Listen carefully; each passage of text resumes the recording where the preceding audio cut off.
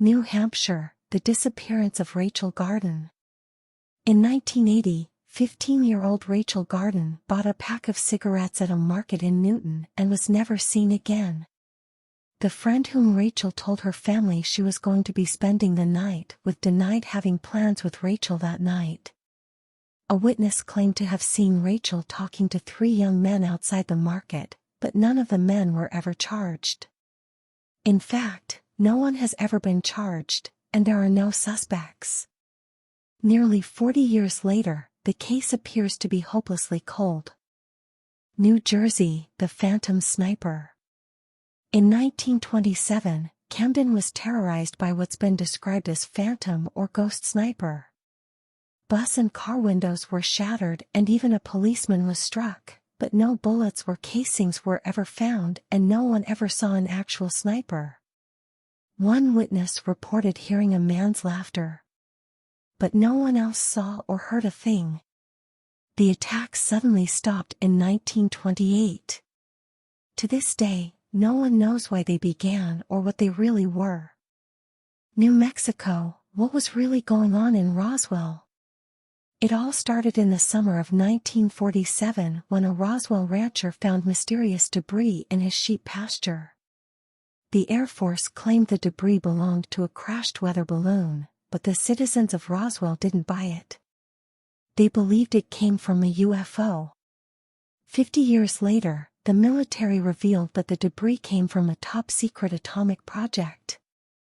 So it probably wasn't a UFO, but what was it? And why has the US government come up with at least 2 different stories about it? New York, who was the Leatherman?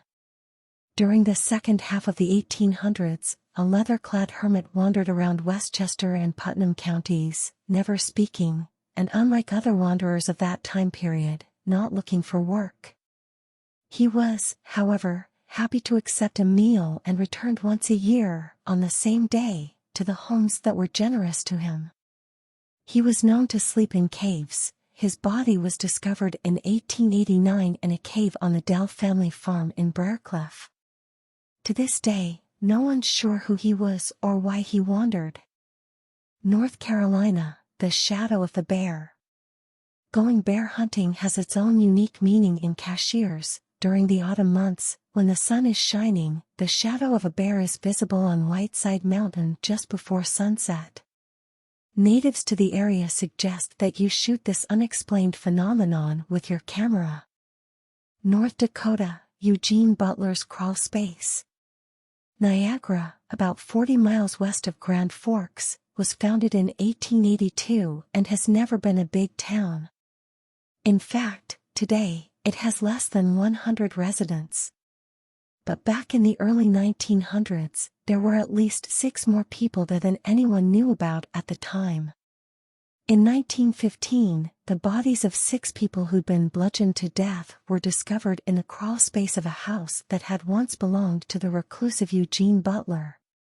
He died in 1911, several years after being committed to a mental hospital.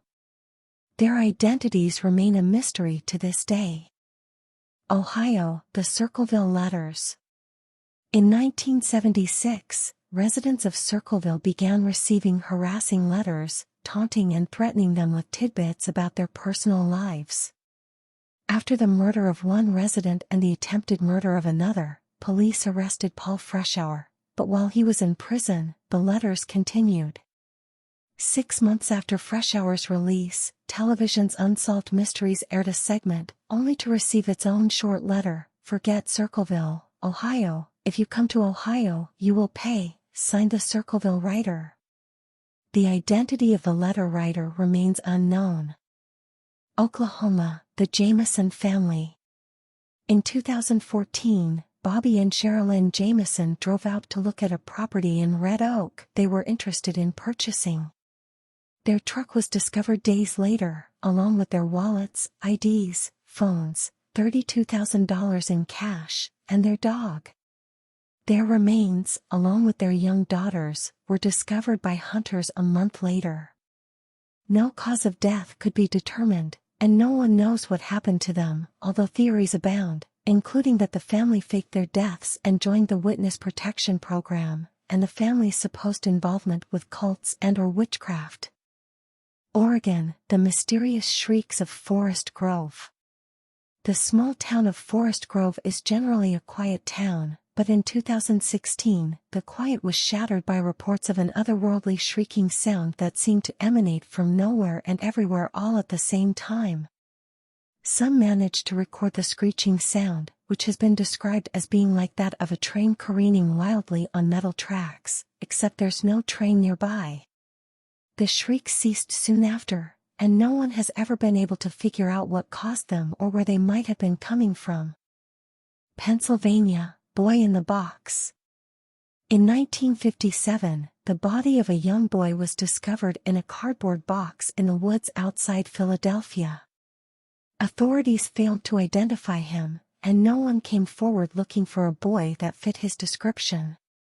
The crime scene yielded no clues, but in 1960, a psychic led the police to a foster home where the boy might have lived. But a definitive connection between the boy and the foster home couldn't be made, and the case remains cold all these years later. Rhode Island, where is Adam Emery? In 1993, Adam Emery disappeared just hours after being convicted of murdering 20-year-old Jason Bass in a road rage incident. Emery was out on bail pending formal sentencing.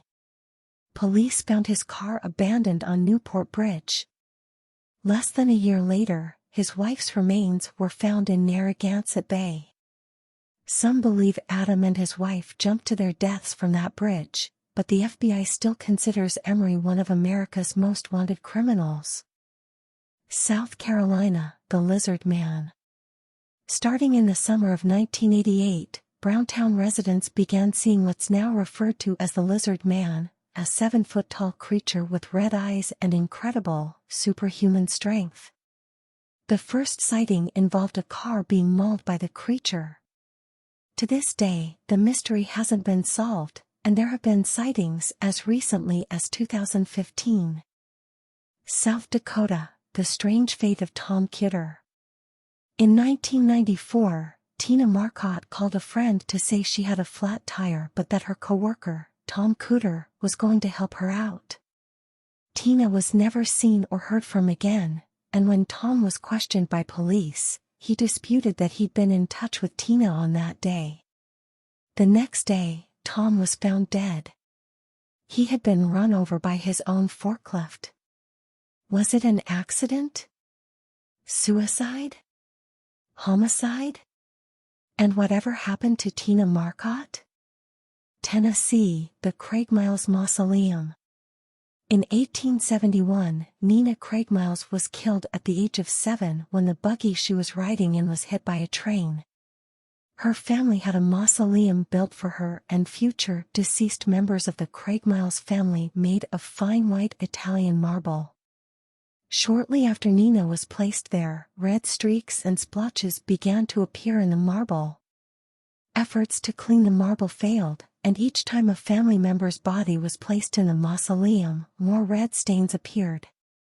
There's no scientific explanation for the stains. Some believe they are Nina's tears. Texas, the girl behind the Amber Alerts. Amber Hagerman was a 9-year-old Arlington Girl Scout when she was kidnapped while riding her bike on January 13, 1996. A witness quickly told the police he'd seen a girl being forced into a black van. Despite a massive search, Amber was never seen alive again. Her body was found 5 days later about 4 miles from where she had been taken. Her killer has never been found, but her abduction led to the invention of Amber Alerts.